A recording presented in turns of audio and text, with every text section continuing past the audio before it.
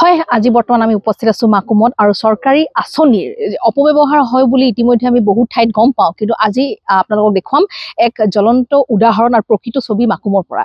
মাকুমৰ দেখা পোৱা গৈছে এটা পানী যোগান আঁচনি ইতিমধ্যে এনেদৰে বিকল হৈ পৰি আছে বহুদিনৰ পৰাই, আৰু যিহেতু মাকুম টাউন ৱাটাৰ ছাপ্লাই আমি দেখুৱাইছো এই দৃশ্য, যিহেতু 2007 চনতে আচলতে আধাৰশিলা স্থাপন কৰা হৈছিলে আৰু তাৰপিছত 2021 চনত যিহেতু সেই সময়ত মন্ত্ৰী আছিলে ৰামেশ্বৰ তেলী, আৰু তেখেতে যিহেতু উদ্বোধন কৰিছিলে আচলতে, কিন্তু সেই উদ্বোধনে তেনেধৰণে থাকি গ'ল আৰু মাকুমবাসীৰ যি সপোন হৈয়ে ৰ'ল। কিন্তু এতিয়ালৈকে পানী যোগানৰ যি আচলতে আঁচনি তেওঁলোকে উপলব্ধ কৰিব লাগিছিলে, সেই পানী কিন্তু এতিয়ালৈকে তেওঁলোকে পোৱা নাই। তাৰ বাবে আচল দেখা পোৱা গৈছে যে বহু যুৱক ইতিমধ্যে ওলাই আহিছে, অভিযোগ দিছে, কিয়নো চৰকাৰী এয়া যিটো প্ৰকৃত ছবি আমি দেখুৱাইছো, আৰু চৰকাৰে কেৱল আঁচনি বনাব লাগে বুলিহে আচলতে বনাই নেকি, সেয়া কিন্তু এতিয়া সকলোৱে প্ৰশ্ন উত্থাপন কৰিছে।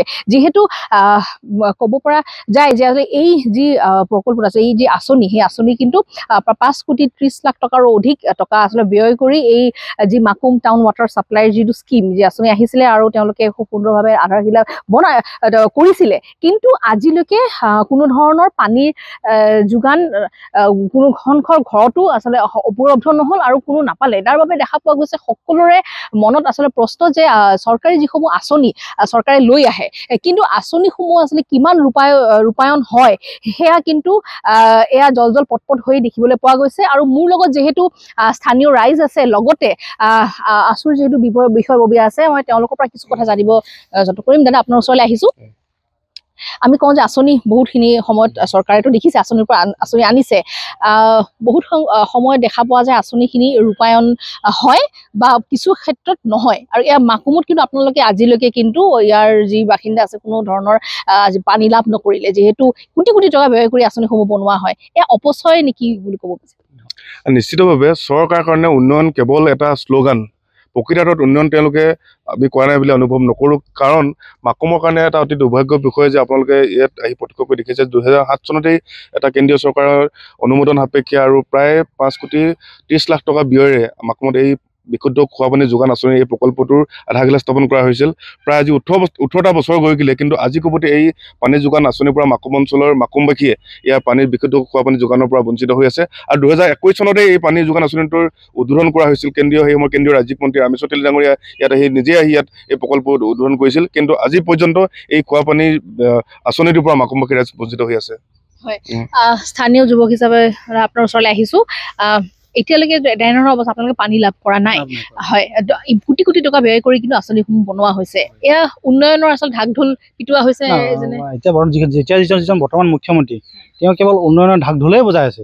তেওঁ এতিয়া বুলি নহয়, কালি পৰহি দল বগৰা নেতা, তেওঁ এজন কংগ্ৰেছৰ নেতা থাকোঁতে এইবোৰ স্কিম পাছ হোৱা 2007 চনৰ পৰা 2021 চনত তেখেতে এজন মন্ত্ৰী আছিল, MLA আছিল। তাৰপৰা কংগ্ৰেছলৈ গ'ল, কংগ্ৰেছৰ পৰা বিজেপিলৈ আহিলে, কাইলৈ পৰহি তেওঁ AGPলৈ যাব পাৰে। কিন্তু তেখেতে সঁচা কথা ক'বলৈ এতিয়া এইখিনি আমাৰ 5,30,00,000 টকা এনেই গ'ল, যিহেতু স্থানীয় মানে সাধাৰণ লোকৰ এটকাও বা এক পইচাও লাভ হোৱা নাই। কাৰণ 5,30,00,000 টকা কম পইচা নহয়। ঠিক তেনেদৰে ইয়াত ঠিক কালি পৰহি গছ ৰুইছিল, গছ পুলি গাঁৱে গাঁৱে কি স্কিম আছিল, গাঁৱে গাঁৱে গছ ৰোৱা 10,000 কিবা ৰুইছিল। আপোনালোকে প্ৰত্যক্ষ কৰিব যে তাত কেইজোপা গছ জীয়াই আছে। সেইখিনি এনেকৈ খুচৰিব গ'লে আমাৰ মামা যিজন, আমাৰ সকলোৰে মৰমৰ মামা, তাৰ ওপৰত কিমান দুৰ্নীতি ওলাব কোনো হিচাপ নাই মানে। ঠিক আছে, তো এনেকৈ ক'ৰবাত আজিকালিতো মাথাউৰি বনাইছে, মাথাউৰিটো কিমান দুৰ্নীতি হৈছে হিচাপ নাই। মাথাউৰি দুৰ্নীতি, গছ পুলি দুৰ্নীতি, বাগানে কি মডেল কলেজ, এইবোৰ আপুনি চাব বেছিভাগ স্কুল বন্ধ, গৰু গৰু ছাগলী গোহালি ভূত বাংলা হৈছে, তাৰ বাহিৰে একো হোৱা নাই। এইবোৰ উন্নয়ন অকল ঢাক ঢোল বজাইছে, কেৱল ঠিকাদাক মানে কমিশ্যনৰ সূত্ৰে ধনী কৰা হৈছে। তাৰ বাহিৰে সাধাৰণ লোকৰ যিবোৰ মানে সাধাৰণ মানুহে ভোট দিয়ে, তাৰ সিহঁতক কোনো লাভেই হোৱা নাই। এই জেগাত যদি আমি 5,30,00,000 জেগাত যদি কিবা এটা ফেক্টৰীয়ে খোলা হ'ল, যিকোনো ফেক্টৰী XYZ, পানী ফেক্টৰী হ'ল, লোহা, অন্ততঃ ইয়াত 20-30জন ল'ৰা সংস্থাপন পালে 5 কোটি টকা নালাগেই। পানী ফেক্টৰী এটা আপোনাৰ 30-40 লাখ 50 লাখত হ'লে হৈ যায়। বা ইণ্ডাষ্ট্ৰিয়েল আন কিবা XYZ কিবা ফেক্টৰী খোলা, প্লাইউড চাইউড এনে লোহা ফেক্টৰী কিবা ফেক্টৰী খোলা হ'লে 5 কোটি, বহুত ধৰণৰ ফেক্টৰী বনিলে হ'লে মানে বহুত নিবনুৱা যুৱক যুৱতীৰ সংস্থাপন হ'লে। তো ভৱিষ্যতে এই আমাৰ সকলোৰে মৰমৰ মামা, তেখেতে মানে এই ইণ্ডাষ্ট্ৰিয়েল লাইনত বেছি গুৰুত্ব দিব লাগে। এইবোৰ এনেই স্কিম বনাই নিজে কমিশ্যন লৈ কিনে 5%, 2%, 15% ঠিকাদাৰ লৈ কিনে নিজে পইচাটো পকেট মাৰি কিনে বাগান কিনি লাভ নাই। এতিয়া যিহেতু তেখেতে বাগানেই কিনি আছে আৰু বেলেগ কোৱা নাই। এতিয়া উজনি অসমত বাগান কিনি খতমেই।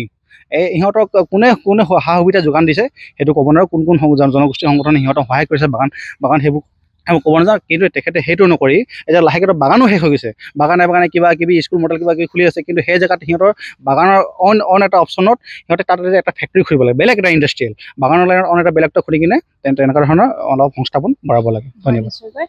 হয়, এয়া দেখা পোৱা গৈছে চৰকাৰী ধনৰ যে অপচয় সেয়া কিন্তু নিশ্চিত, যিহেতু আমি মুখেৰে কোৱা কথা নহয়, মাকুমত আমি দেখুৱাইছোঁ, মাকুমত যিহেতু ইতিমধ্যে Makum town water supply scheme যি এনেদৰে পৰি ৰৈছে, যি আচলতে 2007 চনতে আধাৰশিলা বনোৱা হৈছিলে, তাৰপিছত যিহেতু 2021 চনত শুভ উদ্বোধন কৰা হৈছে, কিন্তু আজিলৈকে মুকলি কৰা নহ'ল, তেনেদৰে পৰি গ'ল, এতিয়া পৰিত্যক্ত অৱস্থাত পৰি আছে আৰু হাবি জংঘলৰে ভৰি পৰিছে। আৰু এই যি বৃহৎ প্ৰকল্প দেখা পোৱা গৈছে, 5 কোটি প্ৰায় 30 লাখতকৈ অধিক টকা ব্যয় কৰি বনোৱা হৈছে। চৰকাৰে বিভিন্ন সময়ত দেখা পোৱা যায় আঁচনিসমূহ ৰূপায়ণ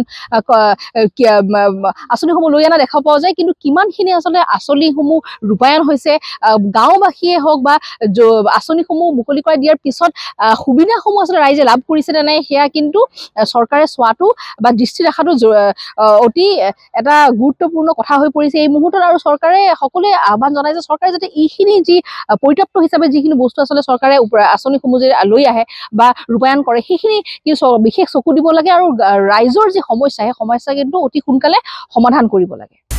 আপুনি বিচৰা বাতৰি পাব কেৱল নিউজ 18 এপত।